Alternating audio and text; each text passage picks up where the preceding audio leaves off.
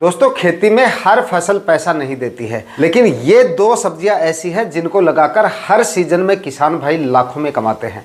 आज हम जिन दो सब्जियों के बारे में बात करने वाले हैं, ये दोनों ही सब्जियां ऐसी हैं, चाहे आप इनको किसी भी सीजन में लगा लीजिए, हर सीजन में और हर समय पे हाई डिमांड मंडियों में आपको देखने को मिलती है।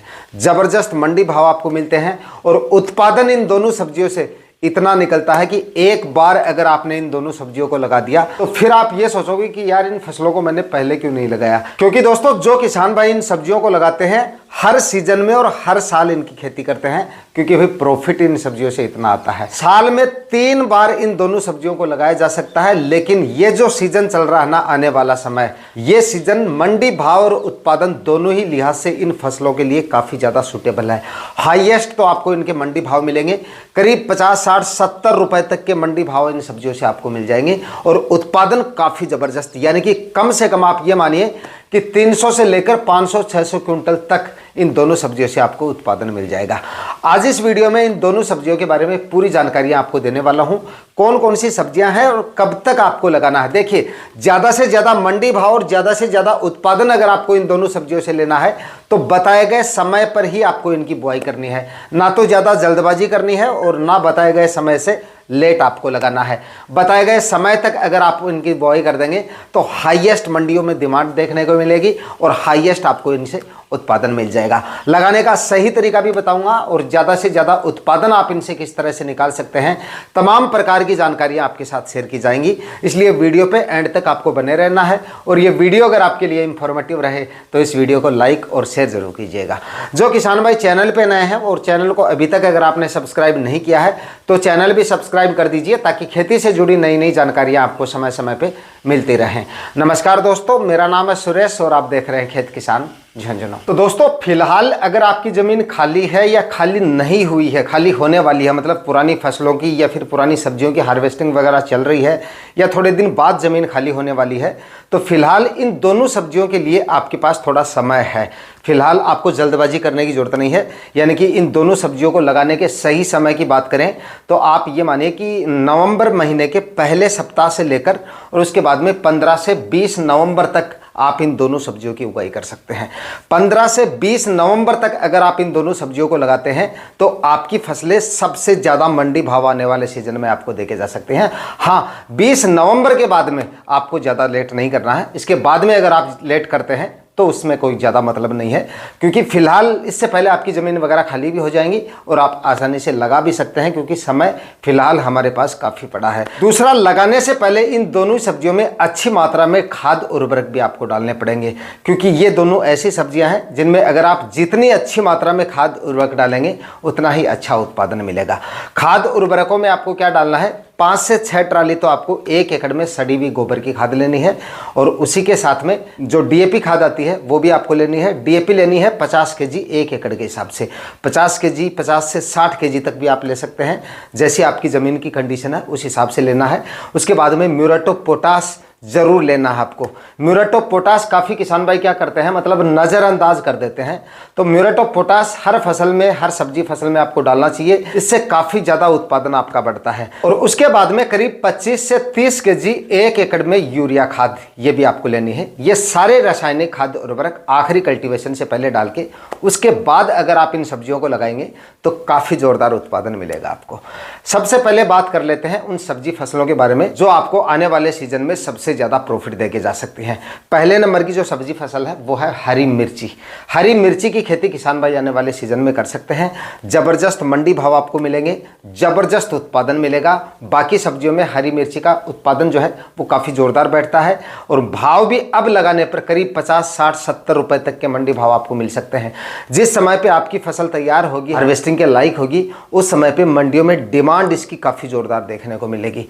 तो भाव भी जोरदार मिलेंगे और उत्पादन भी जोरदार मिलेगा। फिलहाल आप इसकी नर्सरी डाल लीजिए। नर्सरी थोड़ी सी जल्दी करके डालनी है और उसके बाद में महीने भर बाद में आप इसका जो है प्लांटेशन कर सकते हैं। मान लीजिए दोस्तों, आपने 15 से 20 नवंबर के आसपास इसका प्लांटेशन किया तो लगभग आप ये मानिए कि थोड़ा सा आपके क्लाइमेट पे भी डिपेंड करता है कि उत्पादन आपको इसका कब मिलेगा, लेकिन आप ये मानिए कि फरवरी माह तक मतलब हर एक क्षेत्र में इसका जो उत्पादन है वो आपको मिलना शुरू हो जाता है। कुछ एक राज्यों में जहाँ पे पाले वगैरह नहीं गिरते हैं या टेम्परेचर उतने ज़्यादा डाउन नहीं होते हैं, वहाँ पर इसका उत्पादन जनवरी माह तक जो है, जनवरी के मध्य तक या जनवरी के अंतिम सप्ताह तक जो है मिलना शुरू हो जाता है। और हमारे जैसे एरिया में जो है इसका उत्पादन फरवरी माह से जो है आपको मिलना शुरू हो जाता है। और उस समय पे मंडियों में मिर्ची की आवक होती है ना के बराबर। जब आपका माल मंडियों में पहुंचेगा तो एकदम फ्रेश और एकदम नया माल पहुंचेगा, यानी कि सबसे पहले किसान होंगे आप। जो किसान भाई या तो ग्रीन हाउस में हरी मिर्ची की खेती करते हैं वो माल मार्केट में पहुंचेगा, या फिर आप जो इसको क्रॉप कवर की सहायता से लगाएंगे तो आपका माल वहां पे पहुंचेगा। इस वजह से मार्केट में इसकी डिमांड काफी जोरदार देखने को मिलेगी। और उत्पादन हरी मिर्ची का कम से कम आप ये माने कि 300 से 400 क्विंटल उत्पादन तो आपको आसानी से मिल जाएगा।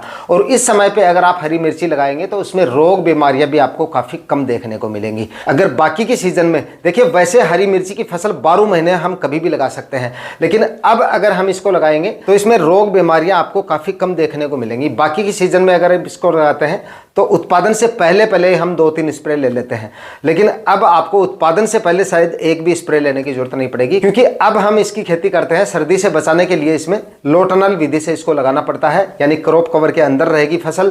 इस वजह से कीट पतंगों का अटैक नहीं होता है, रस चूसने वाले कीटों का प्रकोप नहीं होता है। इस वजह से रोग बीमारियां इसमें आपको बिल्कुल भी नहीं देखने को मिलेगी। इसलिए रोग बीमारियों का खर्चा भी नहीं होगा। बाद में जाके हो सकता है आपको स्प्रे वगैरह लेने पड़े, और आधे में तो आपको स्प्रे लेने ही पड़ेंगे, लेकिन पहले जब हार्वेस्टिंग आपकी होगी फरवरी माह तक, तब तक आपको, यानी कि जब तक क्रॉप कवर के अंदर आपकी फसल रहेगी तब तक आपको एक भी स्प्रे लेने की जरूरत जो है वो नहीं पड़ेगी। दोस्तों, मिर्ची की फसल को देखिए फरवरी और मार्च महीने में भी लगाया जाता है, और उसके बाद में बरसात के सीजन में यानी कि जून और जुलाई महीने में भी इसको लगाया जाता है। अगस्त माह में भी लगाते हैं कुछ किसान भाई, और उसके बाद में अब नवंबर और दिसंबर माह में इसकी खेती की जाती है। तो पिछली जो 2 सीजन है ना जिनमें हम मिर्ची लगाते हैं, यानी कि फरवरी और मार्च, और उसके बाद में बरसात का सीजन, उन दोनों सीजन में जितना प्रॉफिट मिर्ची की फसल से आपको मिलता है उससे कहीं ज्यादा प्रॉफिट अब लगाने पर मिर्ची की फसल से आपको मिल सकता है। खर्चे में कोई ज़्यादा फर्क नहीं पड़ेगा। हाँ, अब लगाने पर थोड़ा सा आपका क्रॉप कवर का खर्चा जो है वो थोड़ा एक्स्ट्रा होता है, लेकिन अधिकांश किसान भाइयों के पास में जो सब्जियों की खेती करते हैं उन अधिकांश किसान भाइयों के पास में क्रॉप कवर जो है वो पहले से रहता है। या अगर आपके पास नहीं भी है तो एक बार अगर आप क्रॉप कवर खरीद लेते हैं तो 5-6 साल तक आप लगातार उनसे सब्जियां ले सकते हैं। तो वो थोड़ा सा एक बार आपका खर्चा होता है, लेकिन उत्पादन और मंडी भाव दोनों ही बाकी के सीजन के मुकाबले अब लगाने पर आपको सबसे ज्यादा मिलते हैं। इस सीजन की सबसे ज्यादा मुनाफा देने वाली फसल मानता हूं मैं मिर्ची की फसल। अगर आप नवंबर में चाहे आप कितनी भी प्रकार की सब्जियां लगा लीजिए, 5-6 सब्जियां हैं जिनमें से 2 सब्जियों के बारे में आज हम बात कर रहे हैं, अगले वीडियो में बाकी की सब्जियां बताऊंगा, जिनमें से सबसे ज्यादा प्रॉफिट देने वाली जो सब्जियां है ना उनमें हरी मिर्ची की फसल है नवंबर और दिसंबर माह के लिए।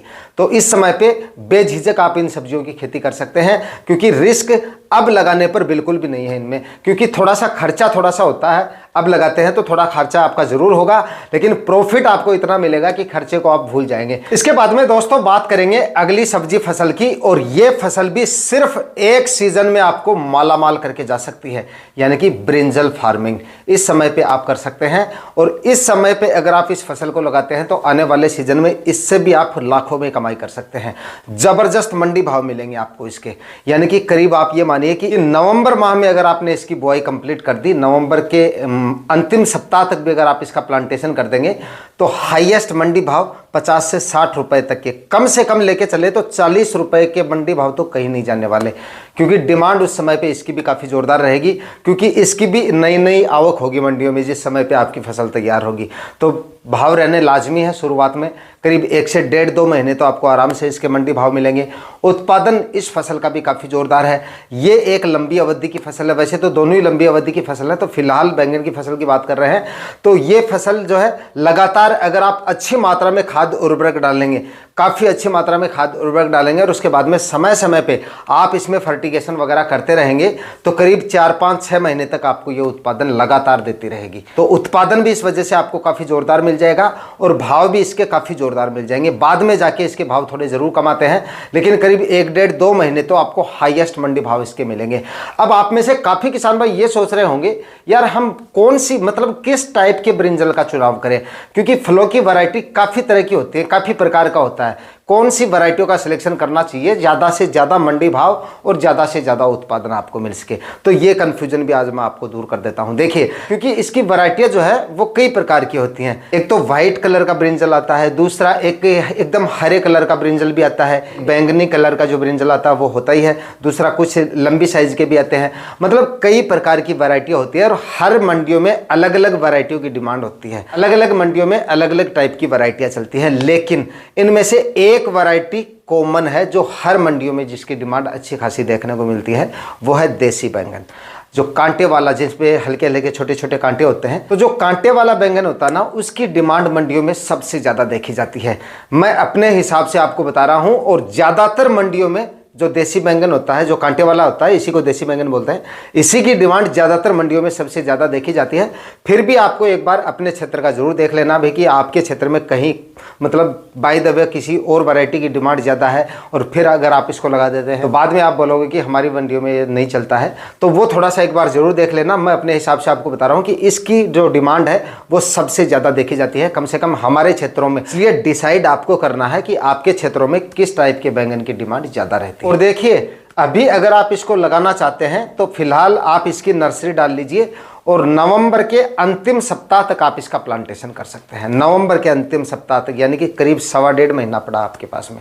इतने समय में आप आराम से डिसाइड भी कर लेंगे और अपनी तैयारियां भी शुरू कर लेंगे, और नर्सरी भी आराम से डाल सकते हैं। क्योंकि अगर खरीद के आप नर्सरी लाएंगे तो आपके पैसे भी ज़्यादा बर्बाद होंगे और आपको मनचाही वैरायटी भी नहीं मिलेगी। तो आपको जो वैरायटी चाहिए, जिस वैरायटी का आपको लगाना है, उन वैरायटियों का सिलेक्शन करें, और फिलहाल आप इसकी नर्सरी डाल लें, और उसके बाद महीने 1.5 महीने बाद आप इसका प्लांटेशन कर दीजिए। देखिए, सबसे ज़्यादा उत्पादन लेने के लिए इसमें 2-3 बार ज़मीन का कल्टीवेशन कर लीजिए। बताए गए समय पे तो आपको लगाना ही है, लेकिन एक सूखी मिट्टी में कल्टीवेशन जरूर कर लेना। इन दोनों फसलों को जब आप लगा रहे हैं तो लगाने से करीब 15 दिन पहले आपके पास समय है।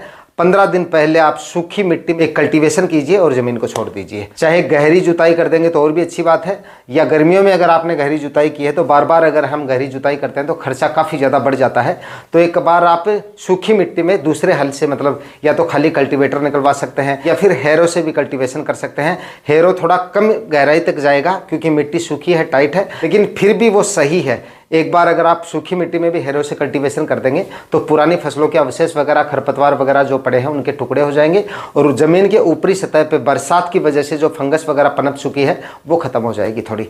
तो एक कल्टीवेशन तो पहले कर दीजिए, उसके बाद में आपको करना है पलेवा, इन दोनों फसलों को लगाने से पहले। और पलेवा करना है हल्का सा, ज़्यादा नहीं करना है, ज़्यादा गीली नहीं करनी है मिट्टी, क्योंकि उस समय तक जब आप लगाएंगे उस समय तक टेम्परेचर काफ़ी ज़्यादा डाउन हो जाएंगे, और फिर जो मिट्टी है वो वापस भुरभुरी करने में आपको 8 से 10 दिन का समय लग जाएगा, और बार बार कल्टीवेशन करने पड़ेंगे। इसलिए थोड़ा जल्दी पलेवा लगाने से करीब 10 दिन पहले पलेवा कर दें, वो थोड़ा सा आप ध्यान रखें। जैसे आज कल्टीवेशन कर लिया, 4-5 दिन धूप लगने दें, उसके बाद में एक पलेवा कर लें, और पलेवा के लिए आप मतलब हल्की सिंचाई करें, मतलब इतनी गहराई तक पानी लग जाए। उसके बाद में जो नमी है वो नीचे तक आराम से चली जाएगी, ज़्यादा नमी हमें नहीं चाहिए। तो उसके बाद में आपको ज़मीन की जो तैयारियां हैं वो शुरू करनी है। इससे क्या फ़ायदा होगा? पलेवा से 2-3 फायदे होंगे।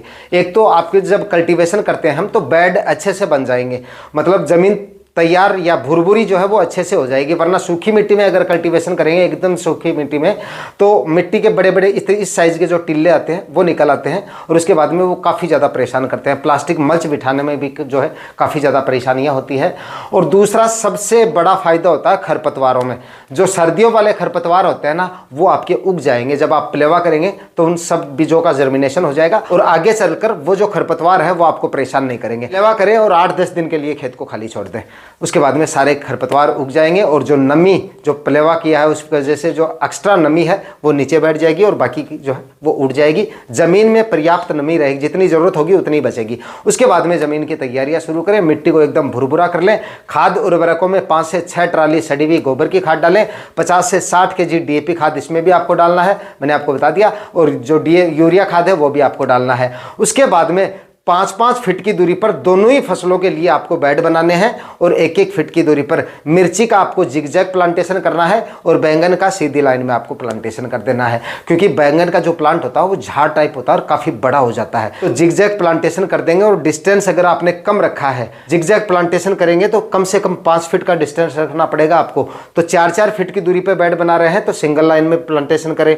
और 5-5 फीट की दूरी पर बेड बना रहे हैं तो जिगजैग प्लांटेशन आप कर सकते हैं। लेकिन डिस्टेंस देख लेना, थोड़ा आपको मेंटेन रखना है, वरना बाद में जाके काफ़ी ज़्यादा परेशान हो जाएंगे आप। ना ही तो आप ढंग से हार्वेस्टिंग कर पाएंगे, ना ही आप ढंग से उसमें स्प्रे वगैरह खरपतवार निकालना या जो भी मैनेजमेंट आपके ठीक से कार्य नहीं कर पाएंगे। क्योंकि एक तो मैंने आपको कांटे वाली फसल बता दी है, कांटे होंगे उसमें तो ठीक से चलना फिरना नहीं हो पाएगा आपसे। दूसरा, जब नंबर्स ऑफ प्लांट ज़्यादा होते हैं और गैप कम रहता है तो बाद में जाके प्लांट सारे ऊपर से मिल जाते हैं। इसकी वजह से क्या होता है, हवा और प्रकाश ठीक से पास नहीं होता है तो रोग बीमारियां भी ज़्यादा आती हैं, कीट पतंगे ज़्यादा पनपते हैं और उसके बाद में फ्लोरिंग आपको कम देखने को मिलती है। फ्लोरिंग आ भी जाएगी तो फ्रूट सेट बहुत कम होंगे। इसलिए डिस्टेंस बराबर मेंटेन रखना है इन दोनों ही फसलों में।